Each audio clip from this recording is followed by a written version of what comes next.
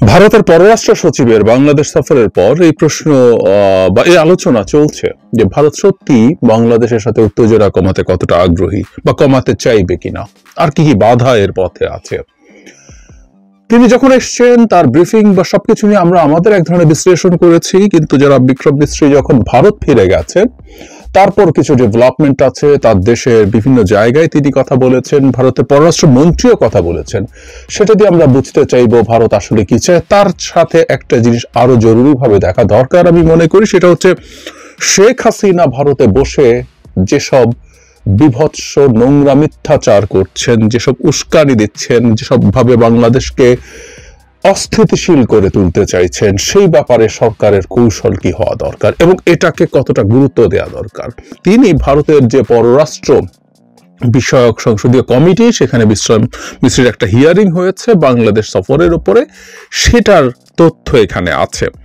এখানে তিনি শেখ হাসিনা জায়গাটায় আমি একটু পরে আসছি, কিন্তু যেখানে আছে সেটা হলো তিনি বাংলাদেশের কোনো একক রাজনৈতিক দল না, একটি সরকারের মধ্যে সীমাবদ্ধ না, বাংলাদেশের জনগণের সাথে সম্পর্ককে গুরুত্ব দেওয়া ভারত। আমি আবারও বলছি, এই বক্তব্যটা কিন্তু তিনি বাংলাদেশের সাংবাদিকদের ব্রিফিং এ করছেন না, এটা মনে রাখা দরকার। আমরা একটা দেশে যখন সফরে যাই প্রচুর কূটনৈতিক সুন্দর সুন্দর কথা বলি, এটা বলছেন তিনি তার দেশের সংসদ সদস্যদের যে সংসদীয় কমিটি পররাষ্ট্র বিষয়ক সেখানে, এবং জনাব শশী থারুর বিখ্যাত কংগ্রেস সংসদ সদস্য, তিনি এটা প্রিজাইড করছেন। উনি আরো বেশ কিছু কথাবার্তা বলেছেন। তিনি একটি বিশেষ রাজনৈতিক দল বা সরকারের মধ্যে সীমাবদ্ধ নয়, দুই দেশের জনগণের সম্পর্ককে অগ্রাধিকার দিয়েছে, তারা বাংলাদেশের বর্তমান সরকারের সাথে কাজ করবে, এসব কথাবার্তা বলছেন।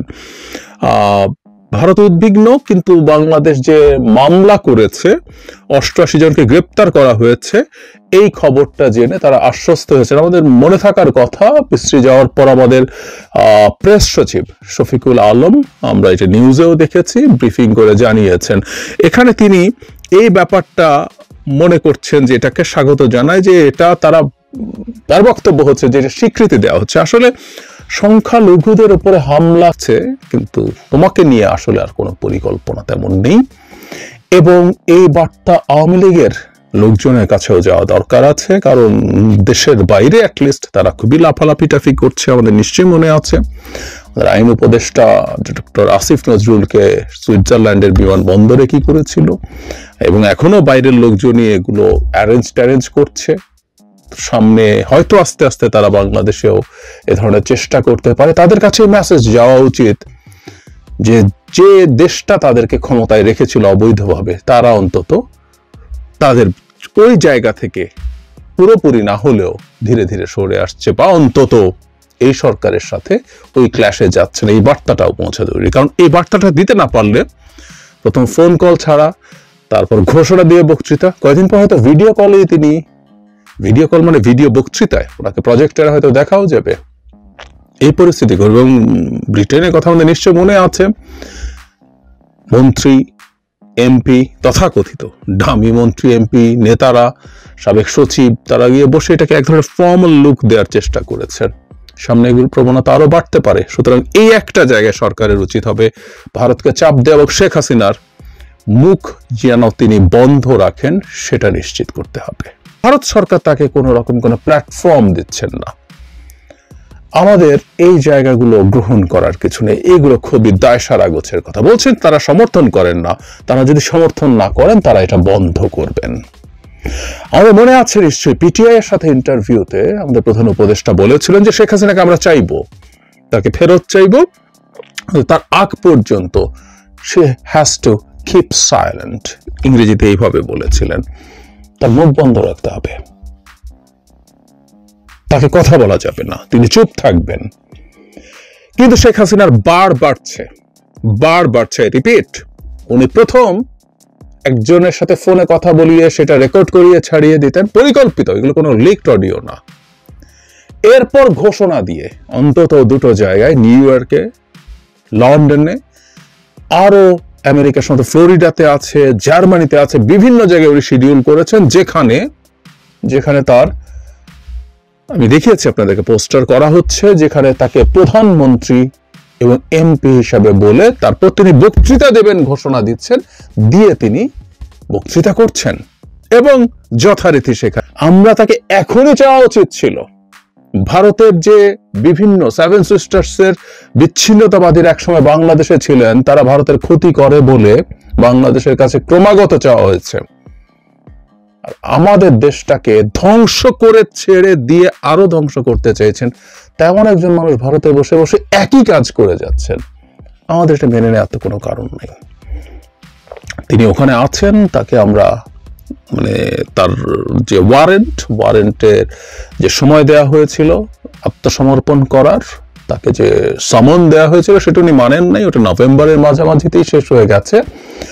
আমরা এখনই চাইতে পারতাম, আমরা এখনো চাইছি না। এবং আমাদের প্রধান উপদেষ্টা এই ছাড়টাও দিয়েছেন ভারতকে, আমি বোধ করি ভারতকে কম বিব্রত করার জন্য, যে তার কনভিকশনের আগে চাওয়া হবে না। সুতরাং এক অর্থে তিনি আসলে বাংলাদেশ আসলে সহসা চাইছে না, কারণ এসব মামলার কনভিকশন হতে বিচার শেষ হয়ে তাকে বিচার দেওয়ার ক্ষেত্রে, রায় দেওয়ার ক্ষেত্রে সময় লেগে যাবে। সুতরাং ওটা আছে। এরপরও যদি উনি বাড়াবাড়ি করেন, দ্যাটস টু মাচ। নাকি এরকম যে আমরা ছাড় দেওয়াতে তারা পেয়ে বসতে চাইছে। যাই হোক, আমাদের সরকারের উচিত হবে চাপ দেয়া। এতে শেখ হাসিনার কাছেও বার্তা যাবে যে ভারত সরকার তোমাকে আসলে রাখ। সুতরাং আমরা বুঝতে পারি তাদেরও নিজস্ব রাজনীতি আছে, সেখানে উত্থান পতন আছে। স্থিতিশীলতা নিশ্চিত করা এবং সহযোগিতা বাড়ানো। আমরা খুব মন দিয়ে আশা করি জয়শঙ্করের কথাগুলো শুনেছি, ভারতের পররাষ্ট্রমন্ত্রী, এবং আমাদের খুব ক্লিয়ারলি মনে হবে যে যা ঘটেছে সেই পরিস্থিতিতে উত্তেজনা অন্তত কমিয়ে আনার চেষ্টা তারা এবার করছেন। আমি শেখ হাসিনার প্রসঙ্গে জনাব মিস্ত্রি কি বলেছেন আসবো। দ্য হিন্দু একটা রিপোর্ট করেছে, আমরা নিশ্চয়ই দেখেছি, বাংলাদেশের সব পত্রিকা, প্রায় সব পত্রিকা সেটা নিয়ে বিস্তারিত রিপোর্ট করেছে। সেটাকে ট্রান্সলেট করে কখনো অস্বীকার বাংলাদেশ থেকে করা হয় নাই। সরকারের বাইরে যারা আছেন প্রত্যেকের আসলে মূল কথাটা ছিল হামলা হয়েছে, কিছু হামলা হয়েছে, কিন্তু সেটা সাম্প্রদায়িক না, সেটা কমিউনাল হামলা না, এটা হিন্দু বলেই কারো উপরে হামলা হয়েছে ব্যাপারটা এমন না। এটাকে ইনফ্যাক্ট তারা বারবার সাম্প্রদায়িক হামলা বলে দেখাতে চেয়েছিল। সুতরাং হামলা যে কারণেই হোক না কেন, yes we agree with that, সেটা আওয়ামী লীগ মুসলমান, আওয়ামী লীগ হিন্দু, বা কিছু ক্ষেত্রে আমি ধারণা করি হিন্দুদের সম্পত্তির লোভে, সম্পত্তি বা চাপ তৈরি করা, কিছু লুটপাট করার কারণে কিছু হামলা হয়ে থাকতে পারে, হয়েছে সম্ভবত। প্রত্যেকটারই মামলা হওয়া দরকার। ভয়ঙ্করতম অপরাধ করা আওয়ামী লীগ আর যদি হিন্দু হন, মুসলমান হন, তার মামলা হতে হবে, গ্রেফতার হতে হবে। খুব ক্লিয়ারলি জনাব বিক্রম মিস্ত্রি বলছেন, ঢাকা সফরের পর দুই দেশের মধ্যকার সম্পর্কে দৃশ্যমান উন্নতি হয়েছে। একদম ক্লিয়ারলি তিনি বলছেন। বাংলাদেশে যে তথ্য প্রচার হয় সেগুলো তুলে ধরেছে। ইসকন নেতাদের গ্রেফতারের বিষয়ে জিজ্ঞেস করা হয়েছিল, উনি জবাব দেননি, ওগুলো উনি বলেননি। এবং বিভিন্ন জায়গায় যে হামলা হয়েছে সেগুলোর ব্যাপারে সেগুলো ব্যবস্থা নেওয়ার কথা বলেছেন, এগুলো তাদের বলতে হয়, সেগুলো তিনি জানিয়েছেন। আওয়ামী লীগের কারণে হয়েছে এটাকেও তিনি সঠিকভাবে মনে করেন। বাংলাদেশ নিয়ে নির্লজ্জ মিথ্যাচার, নোংরা সব অভিযোগ এবং বিভৎস সব হুমকি, বর্বরের মতো কথাবার্তা যেমন তিনি বলেন সেভাবে বলে বেড়াচ্ছেন ভারতের মাটিতে বসে। সুতরাং আমি মনে করি আমাদের সরকারের এই একটা জায়গা নিশ্চিত করতে পারতে হবে।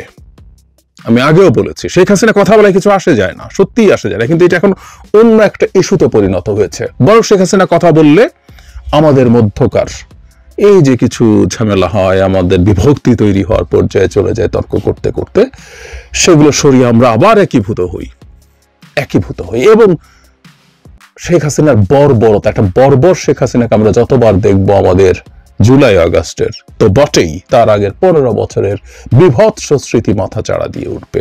যতদিন উঠবে ততদিন আওয়ামী লীগের কবর হয়ে থাকবে। শেখ হাসিনা সামনে আসায় আওয়ামী লীগের কবর হবে। কিন্তু যে বললাম, শেখ হাসিনার এই বক্তব্যটা আসলে আওয়ামী লীগের ভবিষ্যতের জন্য একটা মেসেজ হিসাবে কাজ করবে। এটা সরকার যদি এটা বন্ধ করতে পারে ভারতকে চাপ দিয়ে, ভারত সরকার, উনি যেহেতু ভারতে আছেন, স্পষ্টভাবে শেখ হাসিনাকে বলে দেবেন, এরকম ঘোষণা করে বক্তৃতা তো দূরেই থাকুক, ফোনেও কারোর সাথে বাংলাদেশ সরকারকে নিয়ে এই ধরনের মন্তব্য যদি প্রকাশিত হয় তাহলে সমস্যা হবে, এ ধরনের কথা উনি বলতে পারবেন না, এই হুমকি দিয়ে দিতে হবে। কারণ বাংলাদেশের সঙ্গে সম্পর্ককে পারস্পরিক সম্পর্কের ভিত্তি হিসেবে দেখে না ভারত, বরং ভালো প্রতিবেশী সম্পর্কের ভিত্তি হিসেবে দেখে। সো আমরা এই দুজনের কথার মধ্যেই যথেষ্ট পরিমাণ পজিটিভ কথা দেখছি। কিন্তু যে জায়গাটা আমি মনে করি আমাদের সরকারের খুব গুরুত্ব দেওয়া উচিত এবং ভারতকে এই জায়গায় খুব কঠোর চাপে রাখা দরকার, সেটা হচ্ছে উনি বলেন ব্রিফিংয়ে বাংলাদেশের অন্তর্বর্তী সরকারকে নিয়ে ক্ষমতাচ্যুত প্রধানমন্ত্রী শেখ হাসিনার সমালোচনায় ভারতের সায় নেই এবং এটা নিয়ে ভারত বাংলাদেশ সম্পর্কে একটা অস্বস্তি আছে। বিক্রম মিস্ত্রি বলেন শেখ হাসিনা তার মন্তব্যের জন্য ব্যক্তিগত যোগাযোগ ডিভাইস ব্যবহার করছেন। ভারত সরকার তাকে এমন কোনো প্ল্যাটফর্ম বা সুযোগ সুবিধা দেয়নি যা দিয়ে তিনি ভারতের মাটিতে বসে রাজনৈতিক কর্মকাণ্ড চালিয়ে যেতে পারেন। এটি তৃতীয় কোনো দেশের অভ্যন্তরীণ বিষয়ে ভারতের হস্তক্ষেপের না করার ঐতিহ্যগত রীতির অংশ। তাহলে প্রথম কথাটা হচ্ছে তিনি স্বীকার করছেন যে এটা নিয়ে অস্বস্তি সিরিয়াসলি আছে।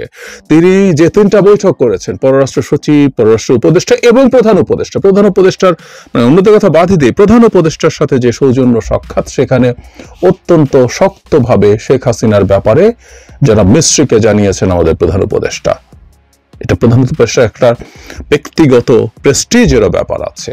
আমি আসবো সেই জায়গায়, অনেকবার কথা বলেছি, আবার বলবো। নাম্বার 2 হচ্ছে জনাব মিস্ত্রি দাবি করছেন তিনি তার ব্যক্তিগত ডিভাইস দিয়ে এটা করছেন।